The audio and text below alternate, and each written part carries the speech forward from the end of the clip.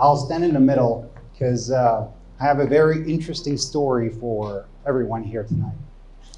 So, has anyone watched the news lately? Like every time I turn on the news, I see some crazy stuff all the time.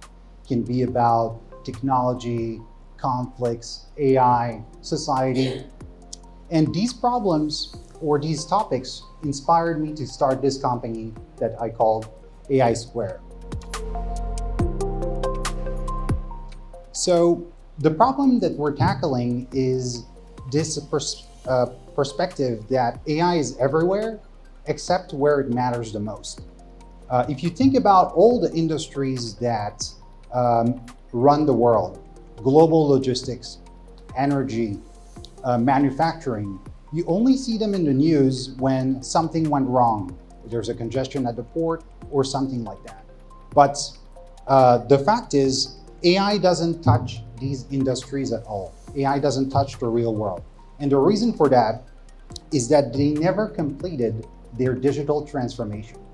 What I mean by that is that if you're using large language models, ChatGPT, cloud, whatever, those who are poised to get the maximum leverage are those who are fully digital.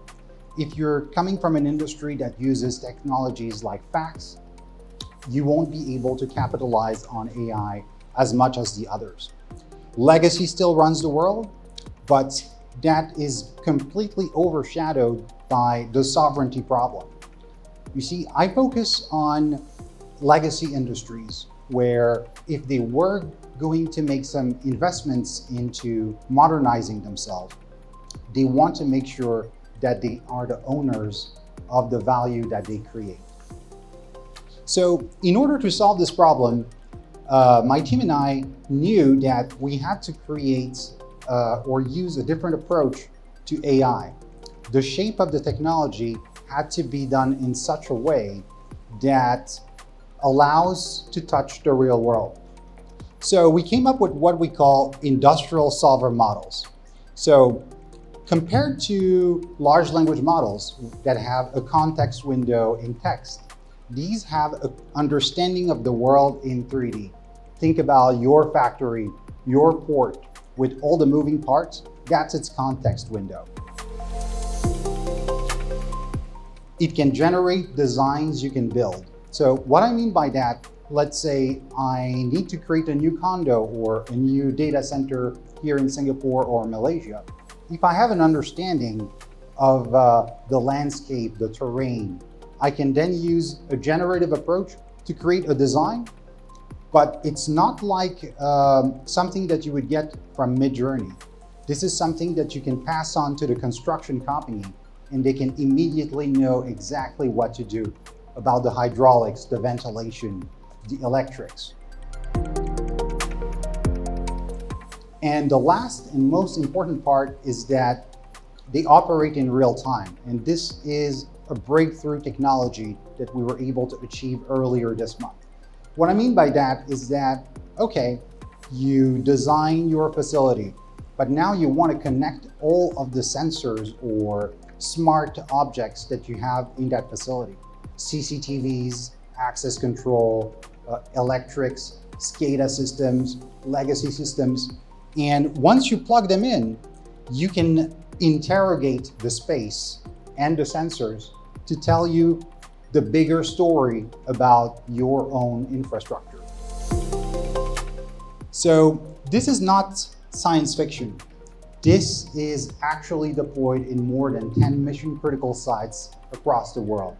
And the story began here in Singapore, in an airport that I'm not supposed to mention the name, but a big airport in Singapore. And we designed this technology for the edge, simply because of this story around the sovereignty. So our target audience will always have their compute at the edge, but we're able to scale it in the clouds with partners like AWS and NVIDIA, which we're also a part of the Inception program. So far, as of today, we generated almost $1 million in annual recurring revenue from 12 enterprise clients. But the bigger story here is that we have 250K inference cycles from the edge, which is completely unprecedented in this AI ecosystem, where everyone is having a cloud-first approach with models that are being trained to benefit a larger audience. But, in order to get there, we had to, the gentleman on the panels talked about it very eloquently, I must say. So it's very easy as a founder to get fooled by a signal for a potential trend, but that could be a one-off thing only. So to make sure that we didn't go in a direction that could potentially be a dead end for us, we established this research lab. And the mission of this research lab is to find scalable use cases.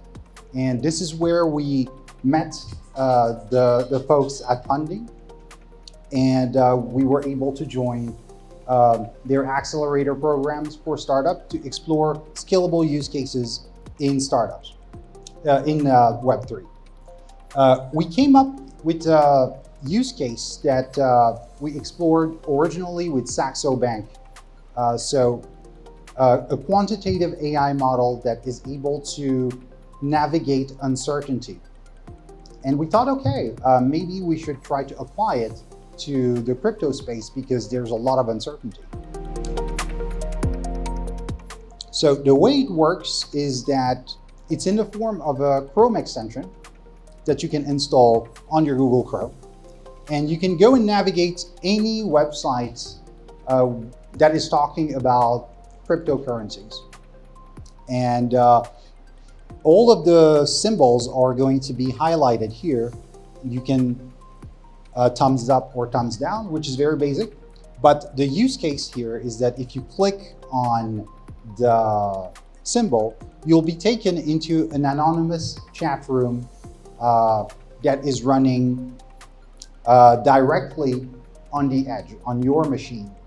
We're using Gemini Nano for this use case. So everything that you're saying is being transcribed directly by your machine. So there's no cloud service provider in between. And we parse the content of your conversation to assign a confidence score, how good the community feels about, is a particular crypto going to go up or down? And we designed this to be completely free to use. You don't need to even create an account for that. It's completely frictionless, anonymous. We have a growing community for that particular tool, over 400 users. And at the moment, we did this as a research project. This is not our bread and butter. This is an exploratory project to really see if there's a scalable use case for extended use cases for our technology in other sectors. But we give points to people who contribute. They're having conversations, they're putting their time and effort into it. And all the data that is collected is being stored on the Pundi AI Omni channel. The reason for that is because we also agree with what Zach was saying earlier about having a layer that allows people to annotate various kinds of data sets and have different parties use them for purposes that even today we might not know about. Yeah. Okay. Well, we have a team with deep execution experience that was able to put this together. And we're going to launch this officially on June 25th. You can scan the QR code to go on the webpage. And on the 25th, Google will release our Chrome extension officially on their store. Well, thank you for your time.